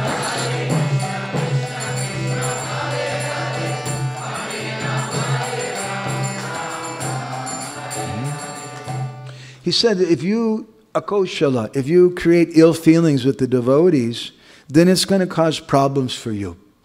You're going to have difficulties on your spiritual path. And we've seen this so many times with so many devotees who want to be argumentative, who want to try to control everyone and correct everyone, and chastise everyone, generally everyone except themselves. And such devotees, they have lots of problems in their spiritual life. We've seen so many of such devotees, and many of them, who knows where they are today? Many of them are gone. So, Narahari Chakravarti, in his Bhakti Ratnakar, he tells us this, and then he says that, okay, I want to give some example, because we like to hear some stories, isn't it? I mean, just a lot of philosophy. It's a little boring. Is it true? Yes? Yeah, it's a little boring. It's true, I know. It's really not easy, is it? To be a kid and you have to go to the class. Otherwise the parents, they chastise you, right? Yeah. You have to sit in the class and it's all this really boring stuff and you feel like, I'm going to die. I'm just going to die. I know. When I was young, they used to make me go to church. I hated it. But church was better than the temple. Because in the church, you got to sit in these chairs, and I got very expert. Sleeping while I was sitting. And what they were saying was so, I don't even know what they said. I can't tell you anything. I couldn't remember any of it. It was useless for me. But at least I got to sleep a little bit. But you guys can't even sleep, right? It's tough. So we'd like to tell you a story anyway, okay? So don't be upset with this, okay? All right? So one day in Vrindavan, and you may have heard this story before, but you can hear it again. It's okay? It's a very nice story. One day in Vrindavan, Rupa Goswami was sitting and chanting japa. How many rounds a day was Rupa Goswami chanting? Do you know? Does anybody know? We don't know. And how many rounds a day was Haridas Thakur chanting? He was chanting 3 lakhs a day. But Rupa Goswami, we don't really know. Maybe he was only chanting 1 round a day. How many rounds do you chant? 16. That's really good. How do you bowl? Gita Priya. You're older than him, right? We won't ask you. It's okay. She's always chanting. Unlimited numbers of rounds. So Rupa Goswami, maybe he was only chanting 1 round. Maybe he was only chanting 1 name. And that's it. But when he would chant that 1 name, something happened. Bhaktivinoda Thakur says in Harinam Chintamani, Name prasvatito hai rupa guna karma. From that 1 name, all of a sudden Krishna is right in front of you. And you can see his form. Does that happen to you when you chant japa? No? Maybe it will. So, Nami prasvatito hai rupa guna karma. Comes Krishna's form, Krishna's qualities, and Krishna's pastimes. Just from that holy name. It's a very, very amazing thing. So Rupa Goswami, his japa was a little different. When he started chanting, he would have some lila spurti. Suddenly everything would disappear, and he wouldn't be in school anymore. It's pretty cool, Gita Priya. You should try for this. Okay? He wasn't in work anymore. Suddenly he was in the spiritual world. And he was seeing something happening. There's a wonderful pastime. He saw all the gopis. This pastime's told in little different ways in different places. I'm just telling you as it's given in Bhakti Ratnakar right now. He saw the gopis were decorating Radharani. They were combing her hair. They're putting pearls in her hair and painting her face in different ways. Very, very beautiful. Sometimes after they wash Radharani's hair, they take some very fragrant incense, smoke, and they use it to dry Radharani's hair. There's no hair dryer. They dry her hair with that, and very, very nice. And while all this was going on, there was someone standing behind Radharani, watching all that. Do you know who that was? Krishna. And Rupa Goswami, he saw that. The gopis, they also saw Krishna standing there and watching. And this is a pastime where? In Kusum Sarovar. Krishna standing behind Srimati Radharani and watching while they're doing her hair and things. And the gopis, they decided to have a little fun with Srimati Radharani. So they said, hey Radhe, you want to see how we've decorated you? Yes, yes.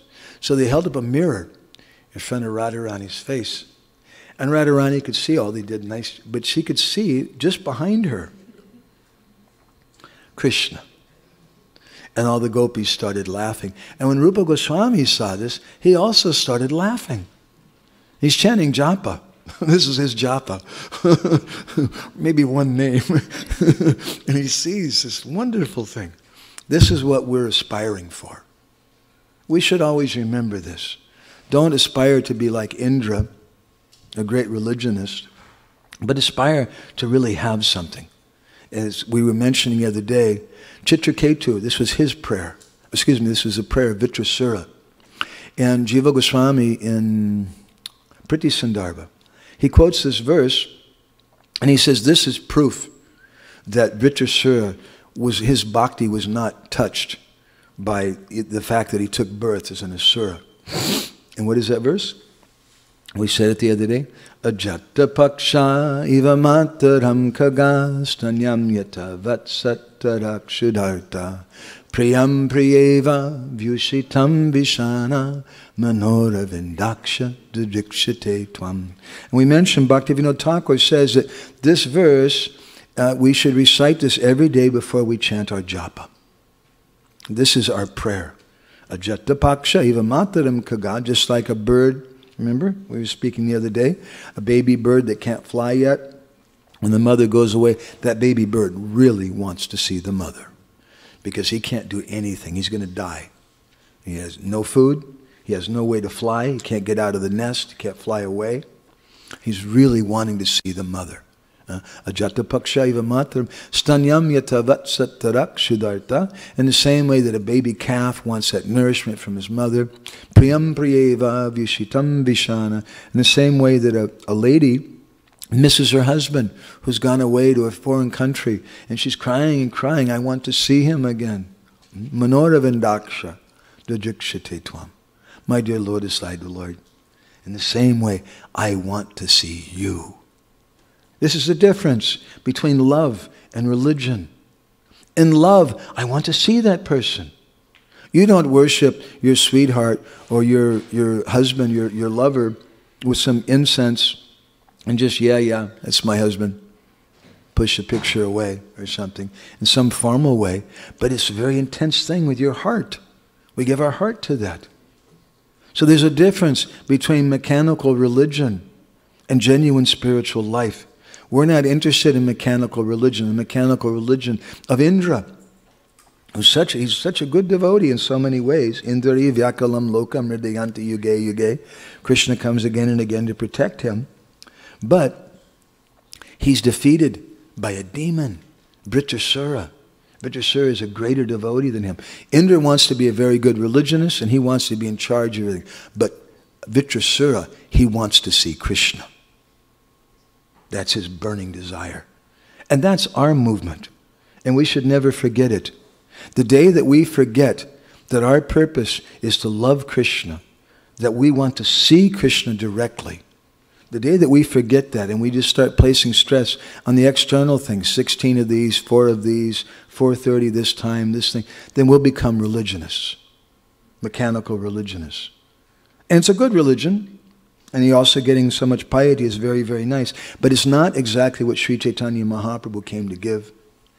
It's not what we're learning from this chapter, from this section of Srimad Bhagavatam, how Vritrasura was a greater devotee than Indra. So Rupa Goswami, he started laughing at that time. All the gopis were laughing. Just at that time, according to the local tradition in Vrindavan, Obiel Kapoor mentions this, there was a sadhu whose name was Krishnadas. And some say that he was lame, he couldn't walk. Krishnadas showed up at that time at Rupa Goswami's Bhajan Kutir. And Rupa Goswami, as soon as this sadhu came to the ashram, he couldn't walk, some say. He was dragging himself. Some say that he came in the ashram and he drug himself around Tulsi. He couldn't walk. He's lame. So he drug himself around Tulsi Devi. And then just at that moment, Rupa Goswami said, laughing and laughing. And that Krishnadas, he thought, what is this? I heard Rupa Goswami was a great Vaishnav, a great Mahatma, but he's laughing at me because I can't walk. So he became very, very unhappy. And he left that place. And later he met with Sanatana Goswami. And he mentioned to Sanatana Goswami, I went to see your little brother, Rupa, and everybody says he's such a great Vaishnava, but I'm sorry, the guy's really in the bodily conception of life. He saw me and just started laughing at me. And I felt very, very sad about this. So then Sanatana Goswami, he understood what had happened. And he explained to Krishnadas why Rupa Goswami was laughing like that. And then Krishnadas felt better. But meanwhile, Rupa Goswami, suddenly, his Leela Spurti had disappeared. He couldn't see Krishna anymore. He couldn't see Radha. And what's going on? What did I do? What did I do? And he went to Sanatana Goswami. Sanatana Goswami said, you made some offense to the Vaishnava. You have to beg for his forgiveness. So both devotees became very, very humble. And they realized, oh, I committed some mistake. And they begged forgiveness from each other. And Narahari Chakravarti, he concludes this section in Bhakti Ratnakar by just telling us, oh hey bhai Vaishnavete sabadana habe prana pana kori aparada kshamayibe bolo Hare Krishna.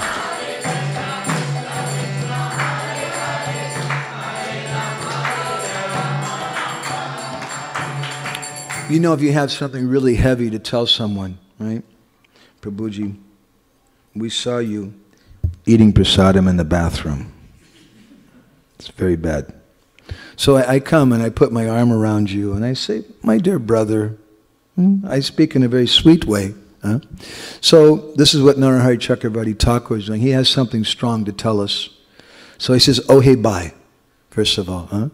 Oh hey bye, my dear brother. Please listen to what I have to say. Vaishnaveti Sabadana Habe. From now on, you be very, very careful in your dealings with the Vaishnavas. Prana pana kori aparadik shamaibe. You should beg their forgiveness for any offense with your heart and your soul.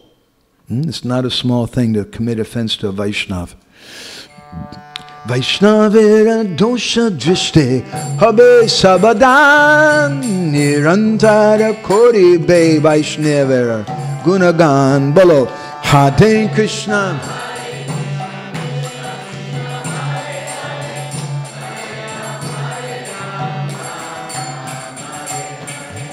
He said, be very careful. Habe sabadan. Again, that word sabadan. Be careful.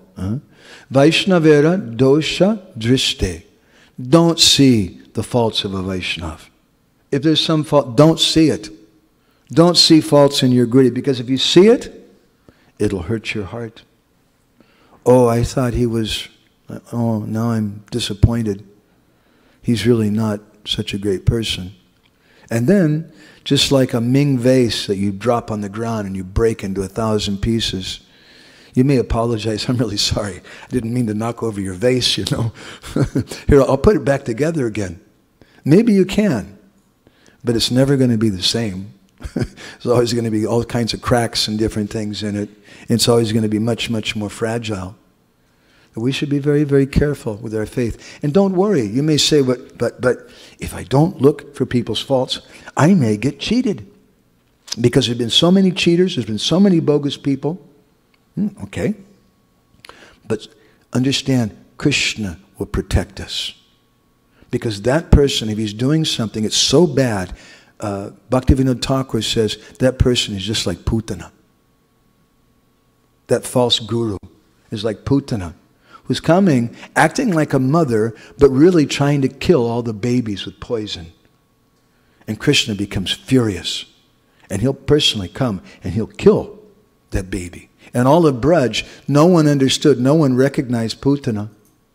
Mother Yashoda didn't recognize Putana. What to speak of the GBC? Mother Yashoda didn't recognize. Rohini didn't recognize. They thought she was a great devotee. And all of Braj, only one person recognized Putana. Who was that? It was a little baby. Krishna. We have to depend on Krishna. And Krishna will take care. In this matter, this Guru Tattva, depend on Krishna. Don't depend on the temple authorities and the administration, this and that. They're doing the best they can to manage things, and it's an important job, and we give all respect to it. But there's a difference between that and my spiritual life. This is my responsibility. I depend on Krishna, and Krishna will reveal to me. I don't have to worry. So this verse says, Vaishnavera dosha drishte havi sabadan. Don't see any faults in the Vaishnavas. And nirantara koribe. Vaishnavera gunagan. You should always sing the glories of the Vaishnavas. So we've gone a little longer than I wanted to go. but I would like to sing a song, because we like to sing songs. So this is a song called Vaishnava Sarana. And yesterday, the day before, we told the story about Srivas Thakur and Gopal Chappal, and how Gopal Chappal, he committed this terrible offense to Srivas Thakur. He put some meat and some wine and different articles of worship, Goddess Bhavani, in front of the doorstep of Srivas Thakur. And because of that, Gopal Chappal, he developed leprosy. And he was begging forgiveness from Sri Chaitanya Mahaprabhu. Mahaprabhu told him, get away from me. He said that I can't help you. You have to go to Srivas Thakur. Only Srivas Thakur can help you. And so Gopal Chappal, he went to Srivas Thakur and said, please, please forgive me. Srivas Thakur said, what? I'm not a Vaishnava. It's no problem. But still that wasn't enough. And it's described that later Gopal Chappal, he saw Vikeshwar Pandit doing kirtan.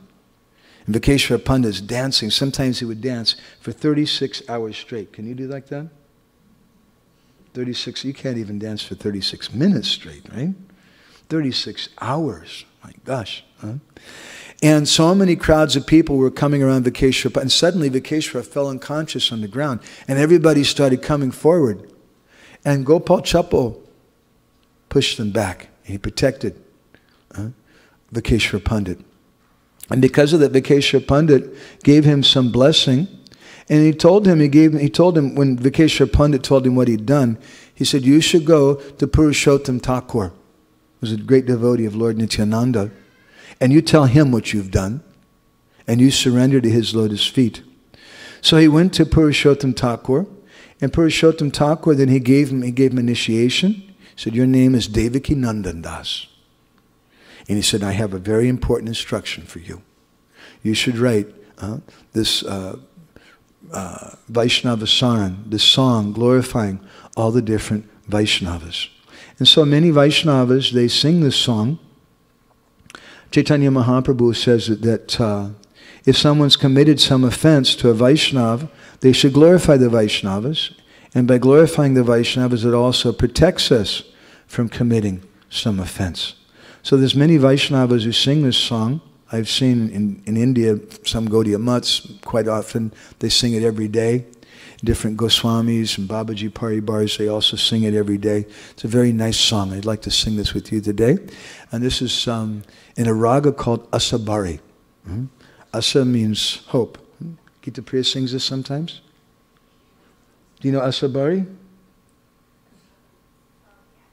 Yes? Very nice, isn't it? So we'll sing this in this.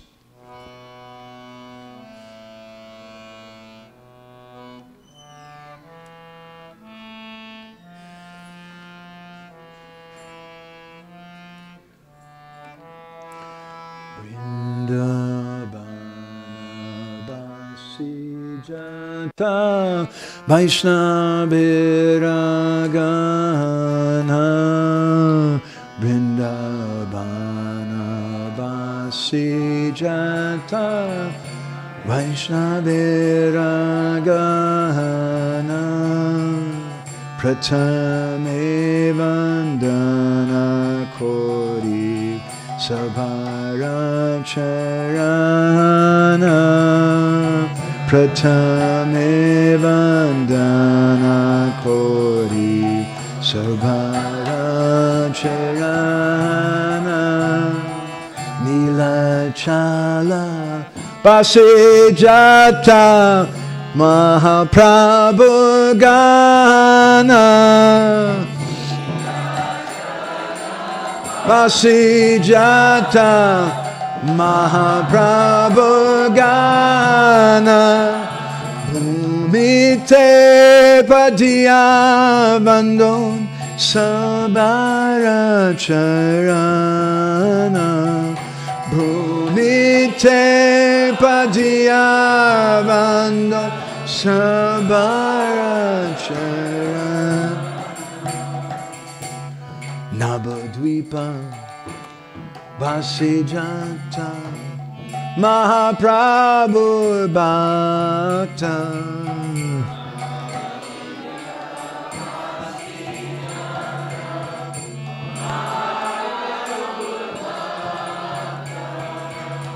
Sabara charana bandon hoye anurakta. Sabara charana bandon hoye anurakta. Mahaprabhu Bhakta Jata Goda Deshe Sthiti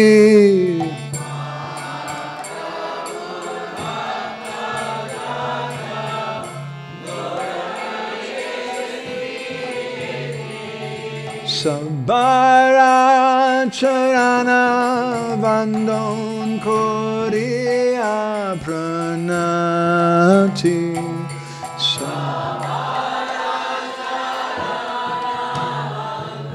Koriya Pranati Jai Deshe Baise Gaurangera Gana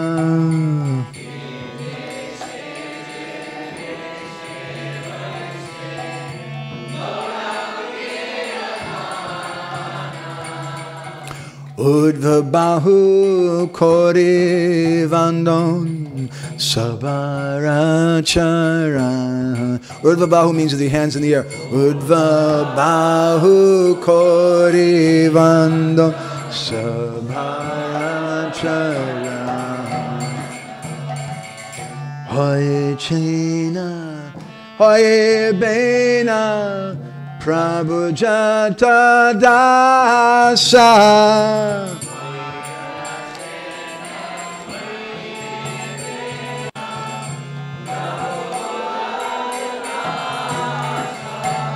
Sabara Charana Vandon Dande Kori Ghasa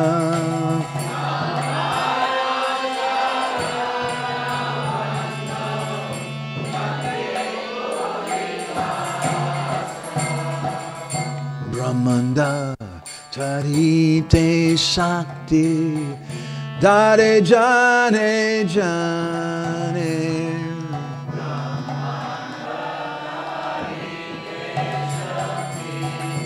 Dare Jane Jane Eveda Purane Guna Gaya Jeba Shune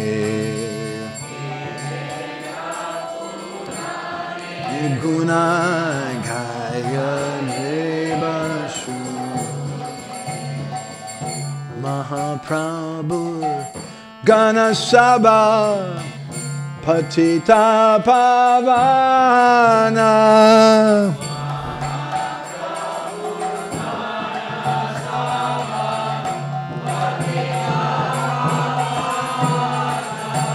Sai lobe mue pape la inusharana. Sai lobe mue pape la inusharana. Vandana korite mue Kata Shakti Dari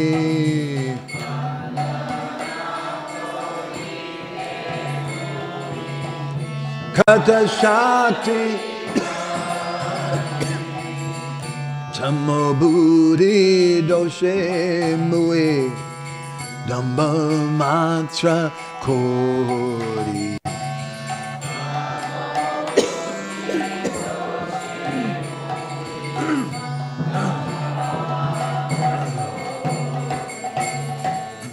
Tatapi Mukera Bhagya Manera Ulasa Kera Bhagya Manera Ulasa Dosha Kami Moadami Koroni Jadasa Dosha Kami Moadami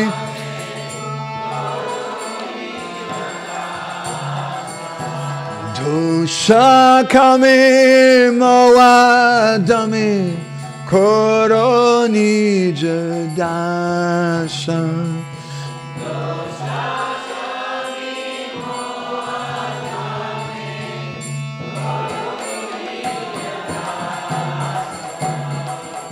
Sarvavansha Siddhi Hoya Jamabanda Chute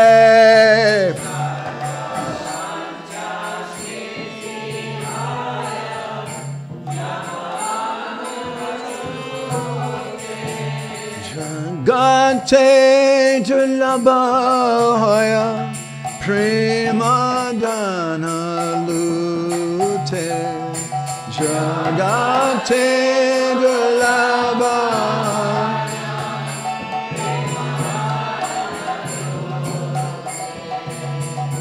Manira Basana Purna Achirati Hoya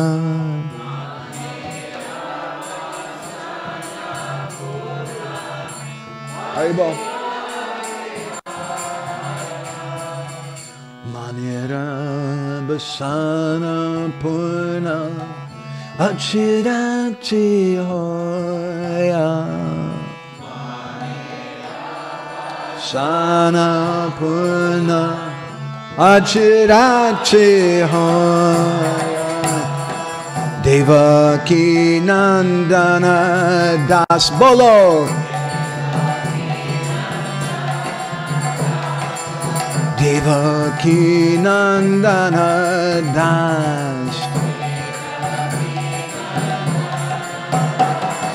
Devaki Nandana Das Devaki Nandana Das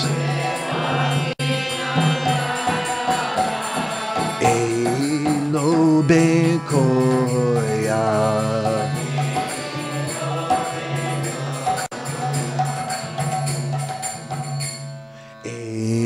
Elobe Koya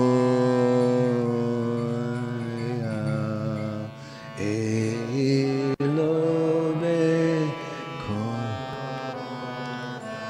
Jaya Vaishnav Thakur Vaishnav Thakur Jaya Vaishnav Thakur Jaya Vaishnav Thakur Jaya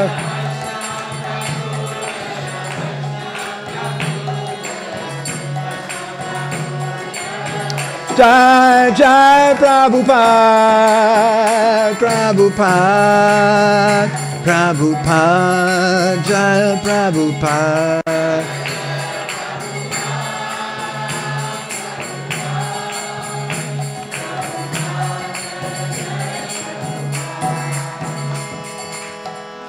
We're a little late.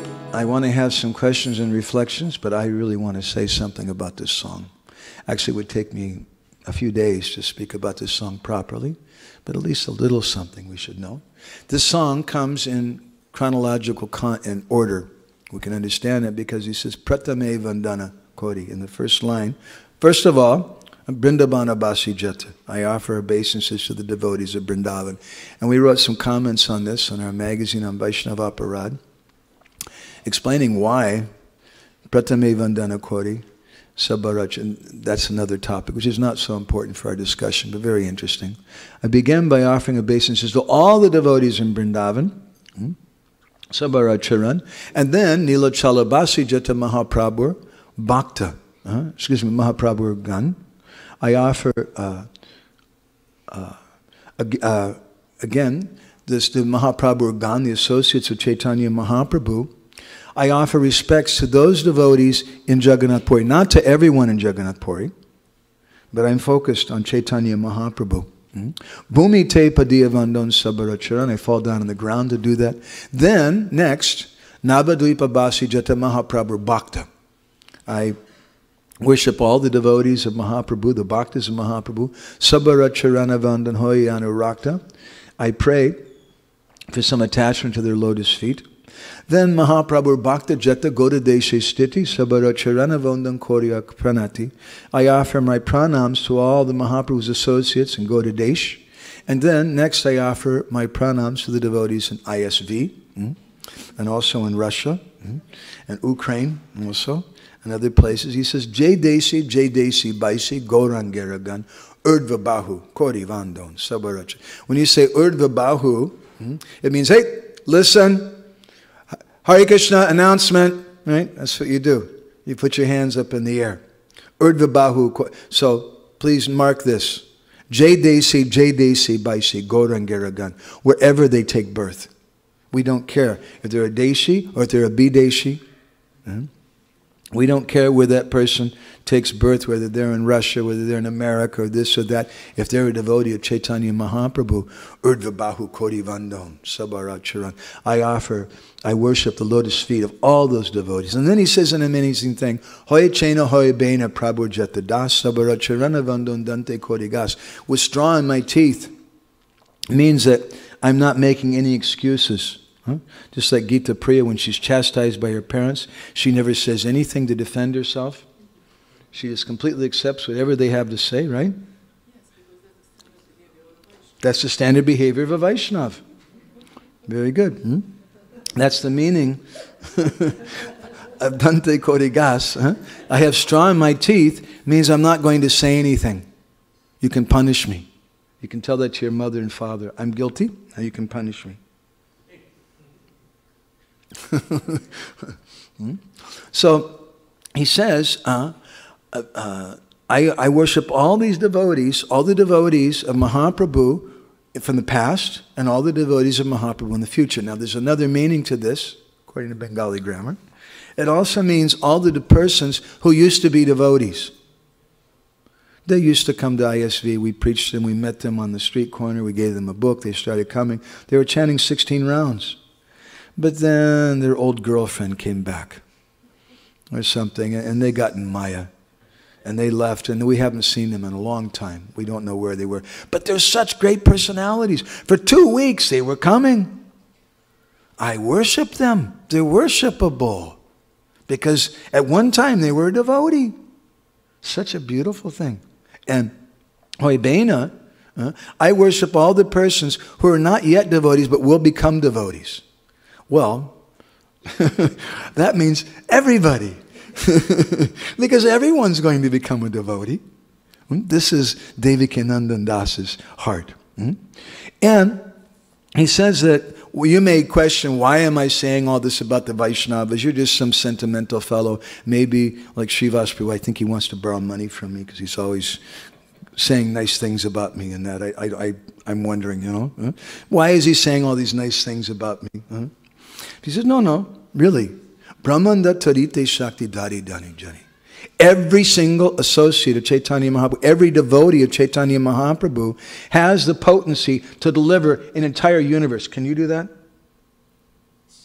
You trying to argue with me? Devaki Nandandas says right here that you have the ability, and you also, and Gita Priya too, have the ability to deliver not just everybody in your school, not just everybody in San Jose or in California or in America, or not just on this planet, but everybody in the whole universe. Does it make sense? What do you think? She's not really quite sure if it makes sense or not. Well, I don't know about this. And then he says, Eveda Purani Gunagayi Jebasuni. It's not my opinion. This is what all the Vedic literatures and all the Puranas say. I don't have time to go into this right now, but we have extensive Pramanas from Padma Purana, and also from Narada Bhakti, Narada Pancharatra, and other literatures. I could supply you if someone was interested, how one Vaishnav can purify the entire universe. And how is that? Maybe you can't. Maybe you feel like you can't do it. But Gita Priya, Krishna's name can purify the universe. So if you say Krishna's name, the whole universe can become purified. Because that name of Krishna has gone inside of you. So if you repeat that, and therefore, Brahmanda Tarite Sakti Dari Jani Jani, every Vaishnav has the ability to deliver the universe. Understand how powerful the Vaishnavas are. He's not just sentimental saying this. Eveda Purana Gunagaya Jebasuni. All the Vedic literatures say this because, oops, what did I do? Because the holy name is within their heart. They have that potency. They can do it. Mahaprabhu Gana Sabapatita Pavan. All the associates of Mahaprabhu were the deliverers of the fallen. And that's why I'm going to them. Tai lobe mui papi loini saran. Because I'm a great papi. I'm a mahapapi. I'm a great sinful person. So I'm coming to them. Those devotees are the only shelter that I have. If Krishna is Kripambudhi, he's the ocean of mercy, that Krishna Kripa Srimurti, the embodiment of that mercy, is Sri Gurudev, is the Vaishnavas. Krishna doesn't give his mercy personally. He gives his mercy through the devotees. And Devaki Nandan Das is saying, learn this, it's very important. Vandana korite mui kata sakti dari tamo buddhi doshi mui dhamba matra kori. He says, I know. You're thinking, I want to borrow money from you, right? Like my friend Srivas. You're thinking like that. That's why he's saying all this nice stuff about the Vaishnavas. He said, no, that's not actually the real reason. He says, honestly, Vandana korite mui kata shakti dari. I have no strength to glorify the Vaishnavas. It's such a wonderful thing to glorify them. He says, but I can't stop. Tamo buddhi doshi mui dhamba matra kori. He said, it's only out of great pride that I'm doing this. He said, but it's just so nice to glorify the Vaishnavas. Tatapi mukera bhagya manera ulas. I get such manera ulas, such happiness in my mind and heart to glorify the Vaishnavas. It's such a wonderful, happy thing. And even though I have no power to glorify them, still I get so much happiness. And so then he says, very important line, we could all remember this one half a verse. Dosha kami, moadami, koro nija das. Can we repeat that? It's not so hard. Dosha kami, moadami, koro nija das. Let's do it again. Dosha kami, moadami, koro nija das. I'm kind of doing this in Bengali Oriya pronunciation. In Hindi you wouldn't say kami, but you'd say kshami, I know. But this is the way the language is. I'm sorry. So, dosha kami, I have so many faults. You please overlook my faults. Moadami, even though I'm an adama, I'm a very, very fallen person. Koro nija das. Make me, don't grant me, make me, koro. Koro nija das. Make me nija das into your servant. This is our desire from the Vaishnavas. Sarva vansha siddhi hoy jamabandha chute. Why? Because all that siddhi, all the perfection that one can gain in this world, from freedom from the clutches of Jamaraj, jagate dulabha hoy prema dhanalute. We can get this wealth of prem. It's the greatest thing in the world from the Vaishnavas. And there he says, therefore he says, manira basana purna acharati hoy. I have this basana, manira basana. I have this thing. I can't get it out of my head. This is the way it should be in our bhajan. I just can't forget about this. Amanira basana purna acharati devaki nanda. I have this lobha, this greed. I want this thing. I want this thing. I want this thing. I want the mercy of the Vaishnavas. But if we start thinking like Indra's doing, I'm a devotee of Krishna. What do I need with the Brijbasis? What do I need? This person's a demon. Britrasura, he's just a demon. I am the chief of the demigods. I'm the best book distributor. I know so many. I know the 8th chapter of Bhagavad Gita. I'm almost an incarnation. If we think like that, then what hope will there be for it? But we should have this other thing in our heart, this basana, this thing we just can't give up. Manira basana. We can't give up thinking, I need the mercy of the Vaishnavas. I need the mercy of the Vaishnavas. And so this is such an important lesson that we get from this pastime of Chitraketu. So I've gone over time, and we don't have a lot of time before our Sunday program, so I want to stop here. What should we do? Srivas Prabhu, I'm taking shelter at your lotus feet. Sorry? Okay, we'll just stop here. Okay. So if anybody has any other comments or questions or anything, you can, okay, one. How do you hide your bhakti? Like you were saying, that's a very important thing to hide your bhakti. How do we hide our bhakti? Yeah. It's actually not very complicated. It's just the opposite of showing it. We just don't show it off. And one example is given of Mukunda. And Mukunda, one day he was a doctor, and he'd gone to see the, I don't think it was the Nawab, some big Muslim official. And there was some person, some servant, fanning him with a peacock fan. And when Mukunda saw the peacock fan, he remembered Krishna. And he fell down on the ground in ecstasy. He couldn't control himself. He couldn't hide anything. He just fell down on the ground in ecstasy. And when that Nawab saw that thing, he said, well, what happened? He said, oh, I have some epilepsy. He hid it. He could have said, yeah, well, you know, after I chanted Hare Krishna for 1 week, then I saw Krishna, and when I see the peacock feather, I fall in ecstasy. He didn't speak like that. Rather, he hid his bhakti. And all different religious traditions teach us that. In the Bible, one of my favorite statements, it says that when you give charity with your right hand, don't let your left hand know that you're doing that. Don't advertise it. Don't start telling everybody that we're doing this thing, because then we'll lose the benefit of it. Okay? So we'll stop there. We'll be back at 3 o'clock for the next part of our program. Thank you all very much. Srila Prabhupada ki, Samaveda Bhaktabinda ki, Vamsakalpatarubhischa, Kripasindhubhyeva cha, Patitanam Pavanebhyo Vaishnavebhyo Namo Namah.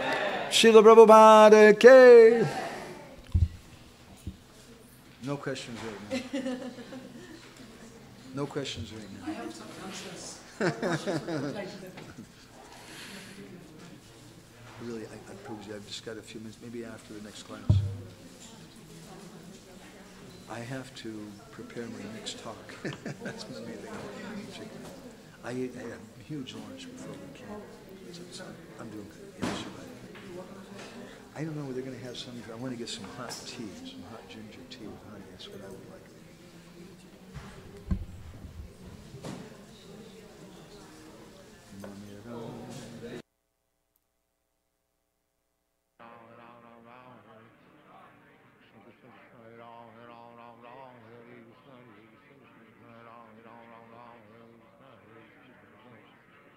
Hare Krishna, Hare Krishna, Krishna Krishna, Hare Ram,